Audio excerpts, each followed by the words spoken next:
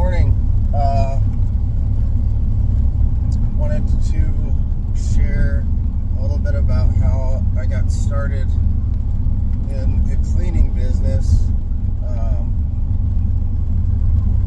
First of all, I think that everybody should enjoy what they do for a living. I think that too many people are just suffering and sticking out their day-to-day life, and they feel stuck, and they're just living for their day off or living for their vacation, and they just really hope that the next possibility, like something that they could love doing, would maybe just fall in their lap. That's not necessarily how life works. Man is called to take dominion, and taking dominion is taking action. It's not going to just be given to you. Not going to fall in your lap. So you got to go find it. But I don't think that anybody should hate what they do. I think that's just development for a terrible life that's going to overflow into your family and your personal life. And you can't just spend your life being miserable until you retire. That's just terrible. But I think you should love what you do. I think that the sense of well-being that you'll get from loving what you do every day is priceless, and you should strive to do that. I worked for my father-in-law in the cleaning industry years and years ago when we were about to have our first child, and I got to learn a lot of skills then, and I got to fine-tune a lot of things that I was never taught, and that was primarily just a janitorial and window cleaning service that I worked for. I got into agriculture for about a decade, and I loved that job. The job that I had was fantastic, and I loved going to work every day. I had always said, I'm going to work here until they make me retire, because I love this job so much. But I ended up leaving that job when they changed ownership.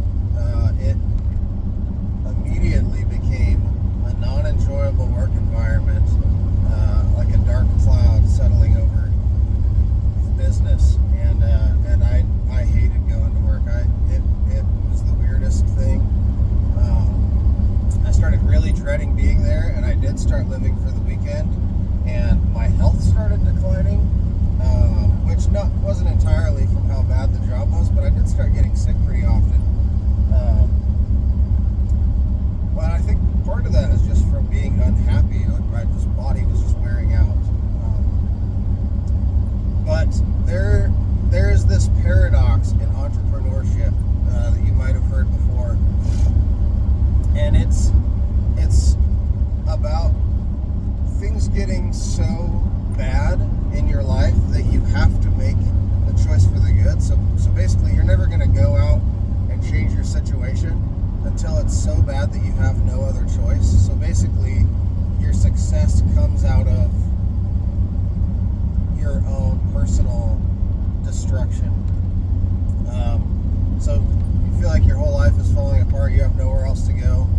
I guess I'm just going to start a business. So I started a business on the side. I felt like my life wasn't going anywhere anymore. I didn't really love what I was going to do, and I felt stuck there. I started doing cleanings on the side. My in-laws had moved a little over an hour south, and so it seemed to me that some of their clients weren't getting the attention that maybe they were, which is kind of hard when you move to just make that commute all the time. And so I started picking up some of the old clients that I had already done, 10, 11, 12 years ago. And I started cleaning their windows. And then I was never actually going to be a janitor. Again, I never really enjoyed doing that in the first place. I actually didn't like window cleaning the first time when I did it, but I thought it was a skill I had. I could make some money on the side, and maybe it'll be a freedom that I can have someday, not knowing that it would turn into my full-time job. But it went really well. I started cleaning windows, word of mouth traveled. I didn't pay for any advertisement. The local newspaper put me in there as a new business after I had started an LLC, and my company just blew up. I was making, sometimes I was making $1,000 a day to wash windows. Sometimes I was only making a few $100s a day washing windows. But even if I worked very part-time, and I mean like 15 hours a week, 10 or 15 hours a week, that was enough to pay my bills. And I started to go through the process that I think any entrepreneur who started out in the workforce working for somebody else and then became an entrepreneur, you kind of go through this firmament, so to speak, right? Like you break out of the bubble of working for somebody else, and it's totally freeing to your mind to realize that you can do this on your own, and that the amount of money you can make to the amount of work that you have to put in, that ratio completely changes the way that you see the working world. The blue collar world is just, it becomes something completely different. And that's just one aspect of why work becomes so much more enjoyable, I think. At least for me. I mean, if I went from working just over 50 hours a week for 10 years in order to be able to pay my bills. Now I was working like 15, if I was working 15 hours a week, my bills were still paid. So anything on top of that was just bonus money. We could put it away, we could buy a new car, we could do some renovation to our house, all these things. And I had time, right? Like my kids are homeschooled. I could see them all the time. If I had a gap in my work week that I could stay home, sometimes I would do sales. A lot of time I would do sales. But if I wanted to stay home with the kids and my wife, then I totally had the freedom to do that. I didn't have to go anywhere. Nobody was going to tell me what to do. My bills were paid. I barely had to work to pay my bills, and so it was fantastic.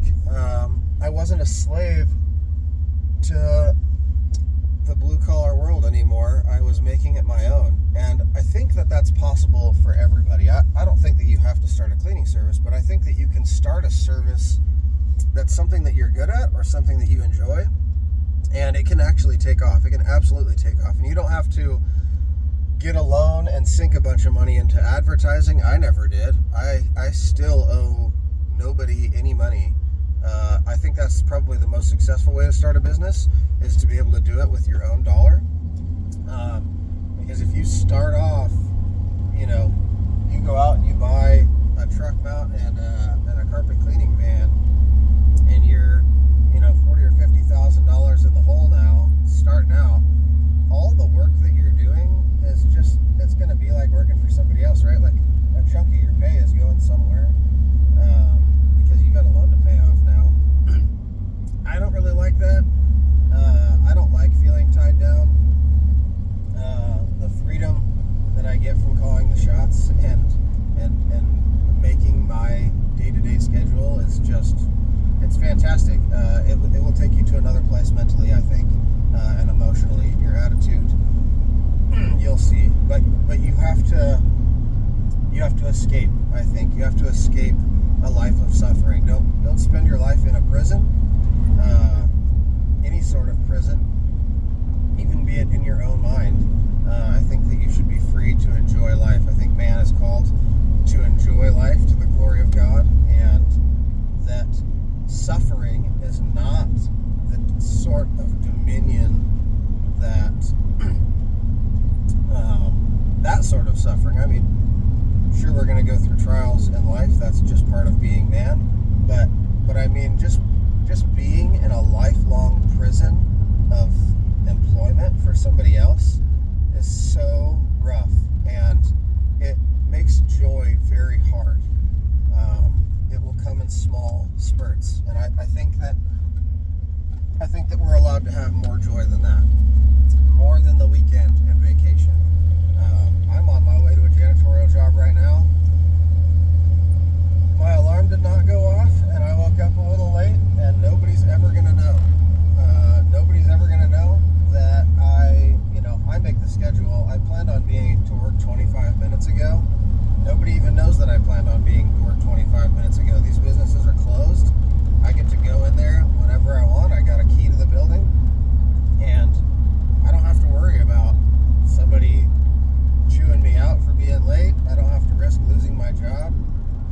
sense, I work for a lot of people, but in another sense, I just work for myself. And you don't have to be self-employed to feel this joy.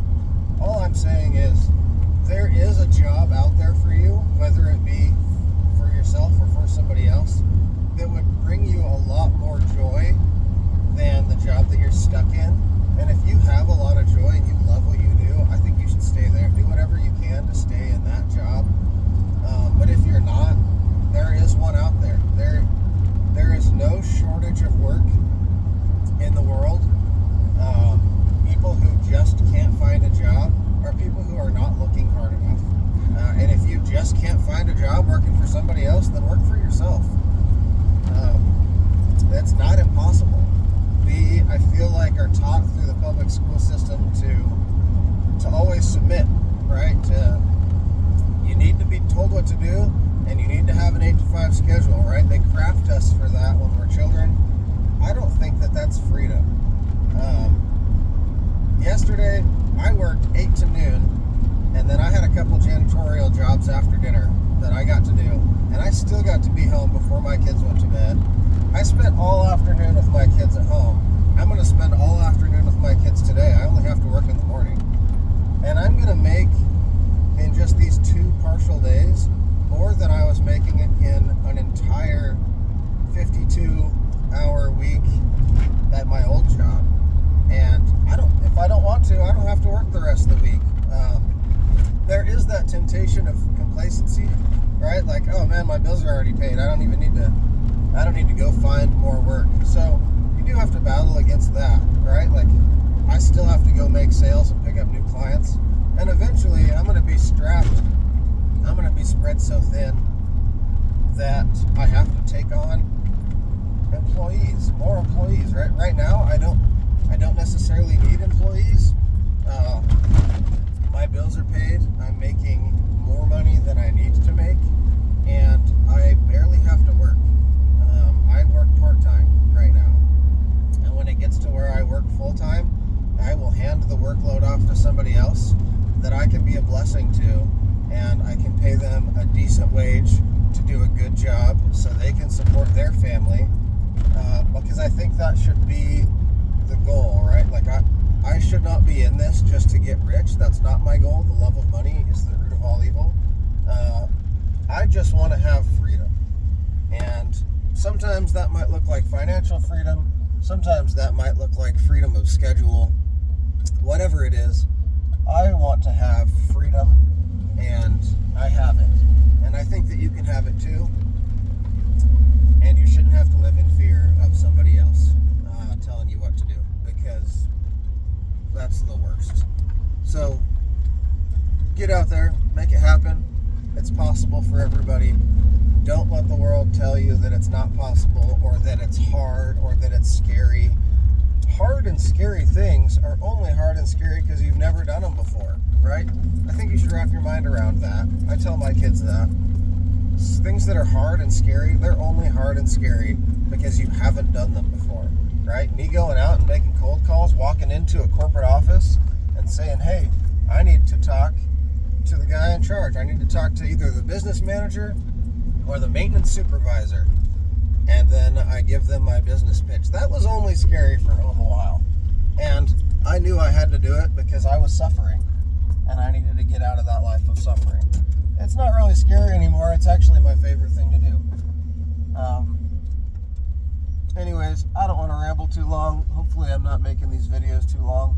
Sometimes I just get to talking with a lot of things that are on my mind. But I hope you guys have a good day.